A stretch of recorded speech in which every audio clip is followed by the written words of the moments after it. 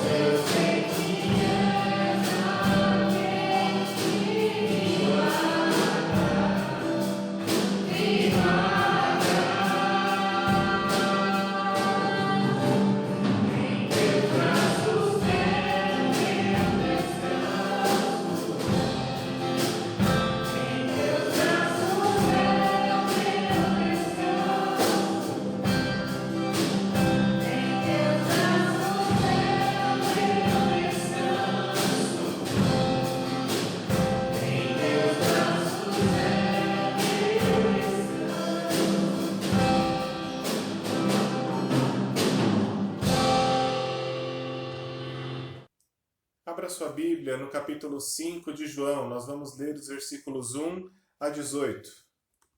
Evangelho de João, capítulo 5, versículos 1 a 18.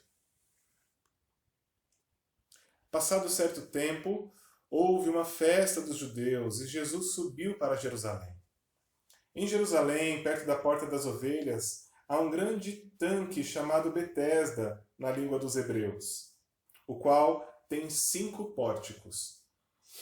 Neles ficava deitada uma grande multidão de doentes, cegos, mancos e paralíticos, esperando o movimento da água, pois um anjo do Senhor descia de tempos em tempos ao tanque e agitava a água. Então o primeiro que ali entrasse, depois do movimento da água, sarava de qualquer doença. Estava ali um homem enfermo havia 38 anos. Vendo-o deitado e sabendo que vivia assim havia muito tempo, Jesus lhe perguntou: "Queres ser curado?" O enfermo lhe respondeu: "Senhor, não há ninguém que me ponha no tanque quando a água é agitada. Por isso, enquanto eu vou, outro desce antes de mim." E Jesus lhe disse: "Levanta-te, pega a tua maca e anda." Imediatamente o homem ficou curado e, pegando a maca, começou a andar. E aquele dia era sábado. Por isso, os judeus disseram ao que fora curado: "Hoje é sábado e não te é permitido carregar a maca." Ele, porém, lhes respondeu: "Aquele que me curou, esse mesmo me disse: pega a tua maca e anda." Perguntaram-lhe então: "Quem é o homem que te disse: pega a tua maca e anda?" Mas o que fora curado não sabia quem era, pois Jesus havia se retirado por haver muita gente naquele lugar.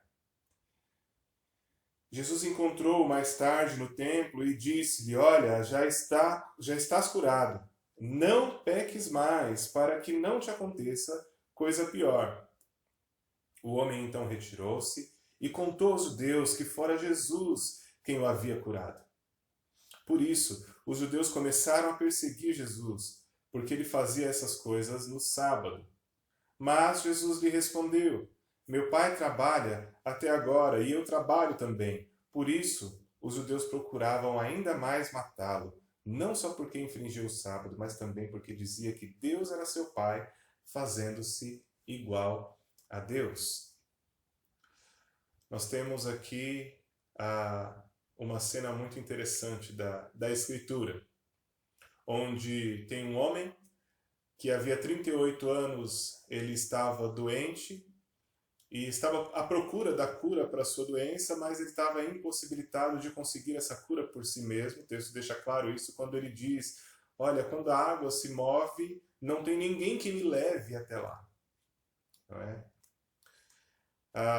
Havia uma crença naquela época de que eram anjos que desciam e tocavam na água, a água mexia, então o primeiro que fosse até as águas, ele seria curado. E a gente vê que isso provavelmente era uma crença popular daquela época, pelo fato de provavelmente isso na sua Bíblia também deve estar assim. Esse relato do anjo que desce e toca a água está entre colchetes aí.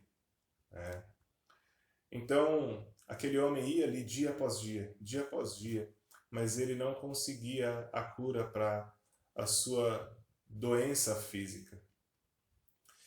E além da doença física desse homem, nós temos mais outras coisas acontecendo aqui que demonstram que não é só a doença física que traz ou que está trazendo algum mal naquele contexto ali, mas também há uma doença espiritual.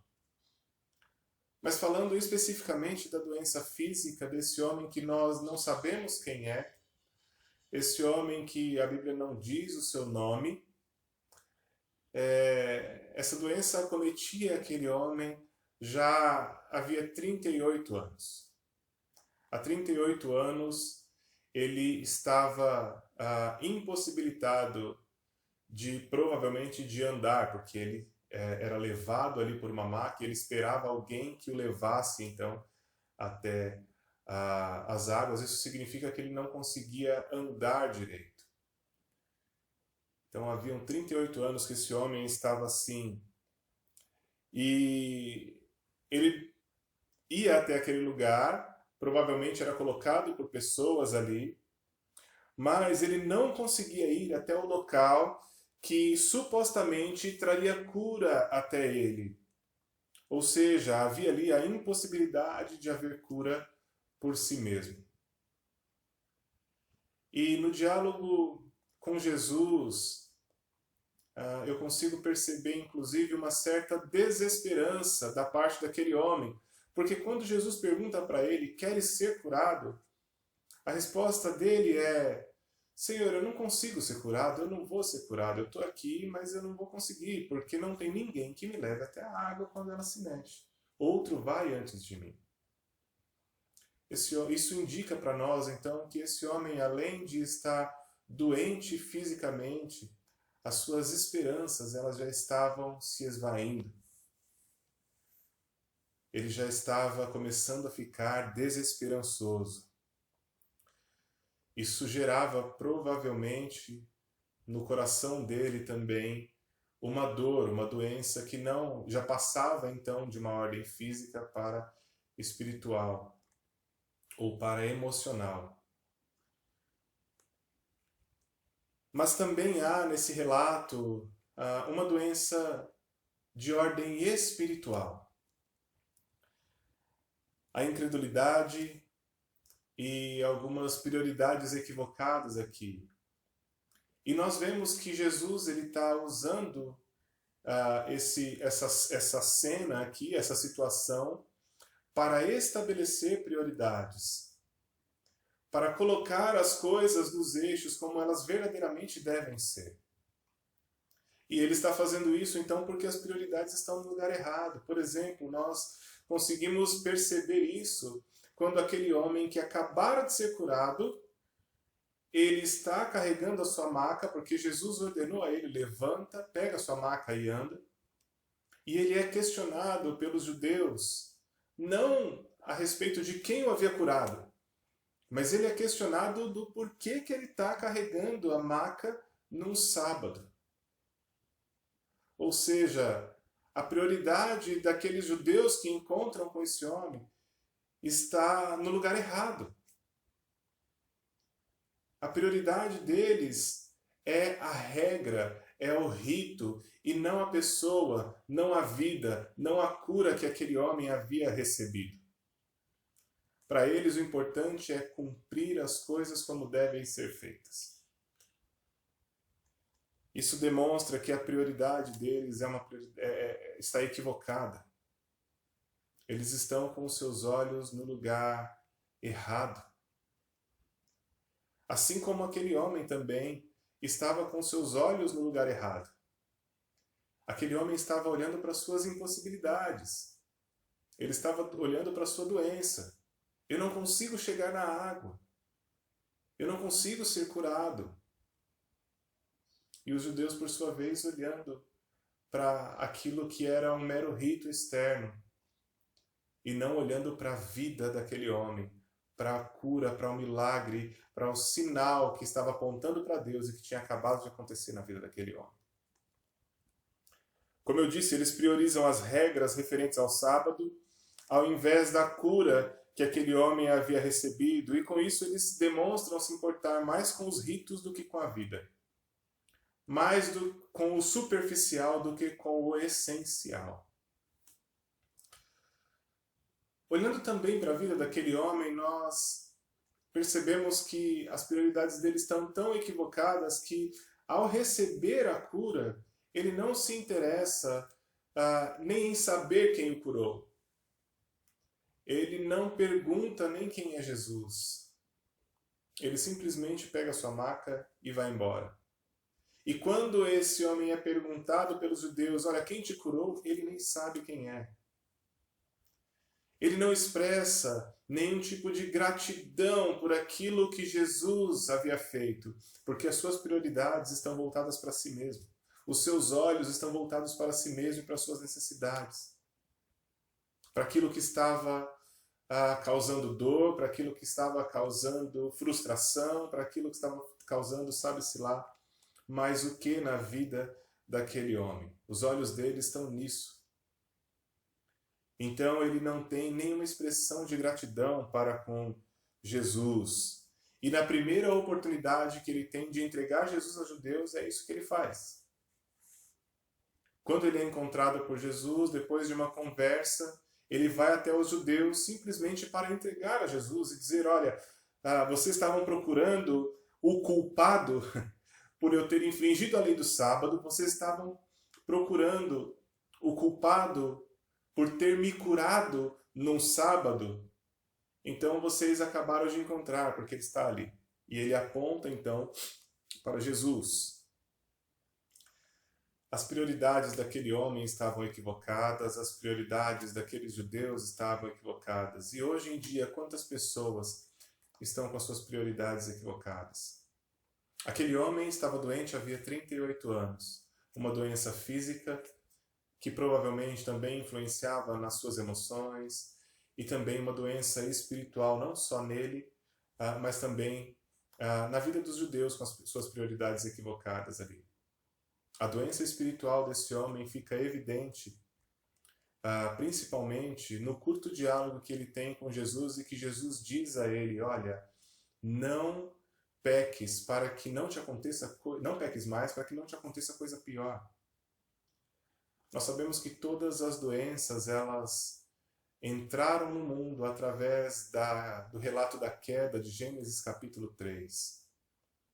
Mas há doenças especificamente que são advindas do pecado pessoal. E por esse diálogo aqui desse homem com Jesus, fica evidente que a doença que aquele homem experimentava, ela também tinha ordem espiritual, ela era de ordem espiritual. Por um pecado pessoal da parte dele, por isso Jesus diz: olha, não peques mais, para que não te aconteça coisa pior. Quantas pessoas hoje em dia também estão doentes? Pode ser por causa de algum pecado. Mas doenças que têm causado dor, que têm causado tristeza, que têm causado desânimo, que têm causado amargura no coração e na mente. Talvez você esteja cometido por alguma doença emocional que tem tirado a sua paz. E o seu foco está na dor que essa doença tem causado em você, o foco está na tristeza que você sente, o foco está na falta de perdão ou na raiva que você tem dessa situação, ou pode ser de alguém, e isso tem te adoecido. Isso pode estar te adoecendo há tanto tempo quanto aquela doença tinha cometido àquele homem. Quando você olha, então, somente para isso, para essa dor, para essa tristeza, para essa angústia, para a raiva, para a sua doença em si, o que isso significa é que as suas prioridades estão no lugar errado. A prioridade, você está dando prioridade àquilo que está te causando dor e não àquilo que pode solucionar a sua dor. Assim como aquele homem estava dando prioridade à sua dor e à sua incapacidade, à sua impossibilidade. Eu quero te dizer que na sua própria força, infelizmente ou felizmente, você é incapaz de se curar sozinho. Assim como aquele homem era incapaz de obter a cura sozinho, você não é capaz também de obter a cura para essa dor que você sente sozinho. Por isso você precisa tirar os olhos de você. Por isso você precisa tirar o foco da sua dor e dessa doença que tem vindo sobre a sua vida. Talvez essa doença esteja te paralisando. Você esteja tanto olhando para você que isso tem te paralisado. Muitos no nosso tempo estão mais preocupados com as coisas, com aquilo que é externo, do que com aquilo que é interior. Muitos no nosso tempo estão preocupados simplesmente no que aparentam ser. E talvez algumas pessoas consigam fingir muito bem e estar bem o tempo inteiro. Mas só Deus sabe quando essas pessoas estão sozinhas. O que há no coração e o que há na mente dessas pessoas. Talvez você seja uma dessas pessoas e a sua prioridade está sendo aparentar algo ou cumprir um papel. E isso tem te impossibilitado de olhar para dentro, de refletir a respeito do que está acontecendo verdadeiramente com você e dar prioridade àquilo que Deus pode fazer, à cura que Jesus pode trazer à sua vida. Essa postura de olhar só para si mesmo, só para a doença, só para aquilo que te causa dor, te causa mal, essa postura coloca as pessoas que assim o fazem na mesma posição que os judeus daquela época, por exemplo, onde a boca fala de Deus, mas o coração está distante de Deus. E a gente vê que, graças a Deus, por Jesus Cristo, que é gracioso, que é misericordioso, que é todo bondoso e que vai ao encontro daqueles que necessitam. Jesus se importou com aquele homem. O relato bíblico nos diz que haviam muitas pessoas deitadas ali e Jesus vai diretamente naquele homem. E Jesus faz uma pergunta a ele, Jesus diz, queres ser curado? E a partir dessa pergunta, da resposta daquele homem, Jesus então diz, olha, levanta, pega a sua maca e anda. Jesus se importou, Jesus curou aquele homem, Jesus foi até ele. Jesus não só curou aquele homem fisicamente, mas também perdoou os seus pecados. Quando Jesus diz, não peques mais, isso significa que Jesus já o perdoou pelos pecados. E ele não deveria então se entregar ao pecado que geraria doença nele de novo. Jesus estabeleceu ali o que é realmente importante, ou seja, pessoas são mais importantes que coisas. E Jesus faz isso quando ele cura no sábado. Quando ele diz para aquele homem, independente de hoje ser sábado, meu querido, pega a sua maca, levanta, anda. Porque vidas são mais importantes do que meras regras.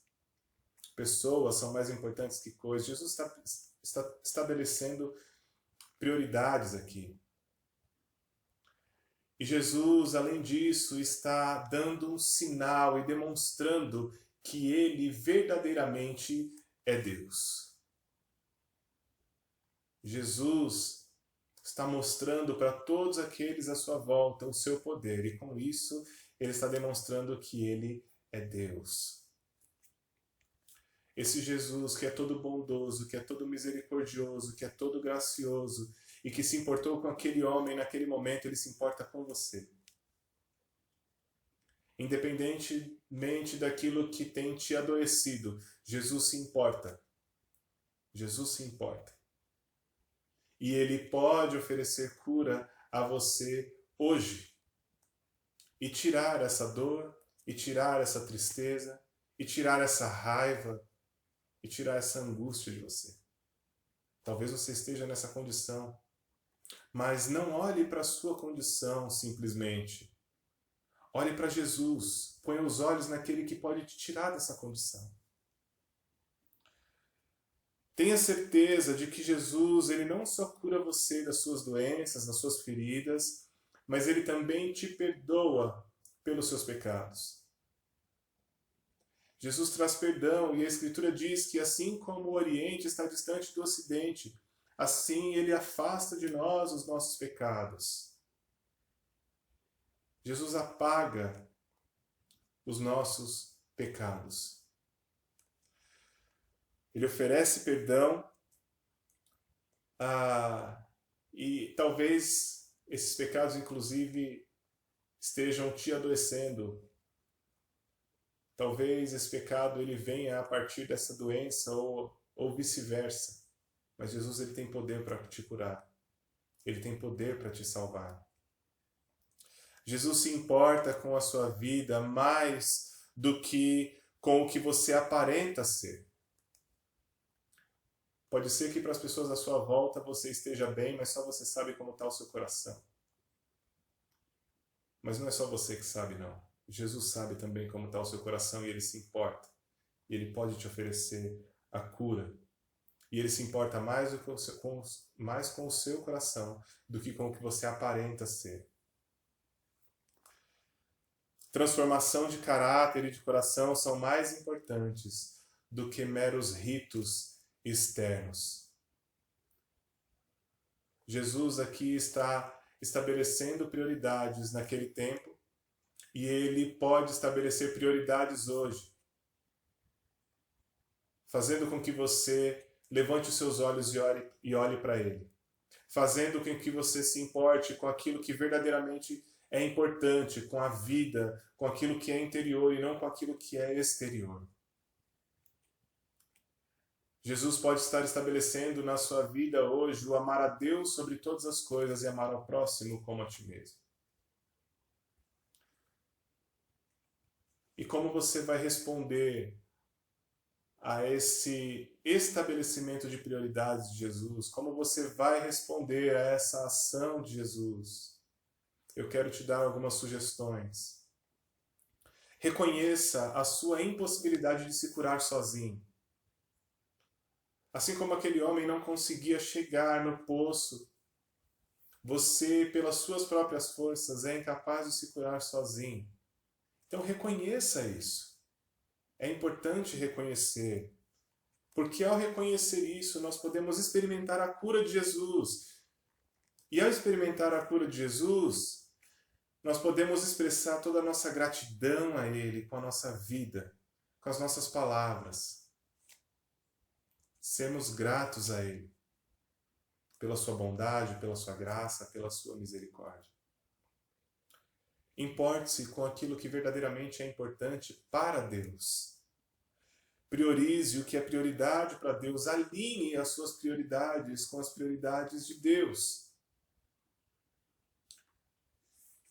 Renda-se, ou seja, molde-se àquilo que é prioritário a Deus. E não aquilo que é prioritário segundo o seu próprio entendimento. Adore a Jesus com a sua vida, pois Ele é o verdadeiro Deus, Ele é o Verbo encarnado. E Ele demonstrou isso ali com aqueles sinais que Ele estava fazendo. Jesus é o Rei dos Reis, é o Senhor dos Senhores, é o Verbo que se fez carne. É o próprio Deus. E por fim, lembre-se que os sinais que Jesus realiza têm como propósito demonstrar quem Ele é, verdadeiramente Deus. Para que nós possamos crer e assim desfrutar da verdadeira vida que só Ele pode dar. Talvez você esteja experimentando uma sobrevida por causa da dor e por causa de doenças espirituais ou emocionais que têm te acometido. O que eu tenho para te dizer é que Jesus ele tem cura para te dar. E a partir dessa cura, Jesus pode te dar uma vida que Ele promete e que é uma vida plena, é uma vida abundante. Jesus, aqui nessa passagem, Ele está apontando para o fato de que Ele é verdadeiramente Deus. E o propósito dele apontar para isso é para que as pessoas se rendam a Ele e possam ter essa vida de verdade. Que você possa experimentar a vida verdadeira no Senhor Jesus Cristo, que você possa experimentar cura para suas feridas, para suas mazelas. Que você possa estar firmado no Senhor, que tem poder para te curar e para te salvar, independente do tempo que você venha sofrendo. Eu quero orar mais uma vez. O Senhor sabe como estão as pessoas que estão vendo esse vídeo agora, Pai. E eu te peço que o Senhor estabeleça as prioridades de forma correta na vida deles. Que em nome de Jesus, Pai, eles possam tirar o foco daquilo que tem entristecido, gerado a ira, frustração, gerado dor, e possam colocar os olhos no Senhor. que ao invés de olhar para coisas superficiais, eles possam olhar para aquilo que é essencial. E que o Senhor gere vida em cada um que está assistindo esse vídeo, Pai. Vida verdadeira, vida plena que o Senhor promete, que o Senhor tem para dar. Essa é a minha oração em nome de Jesus. Amém. E amém. Um forte abraço. Que Deus abençoe a você e a toda a sua família.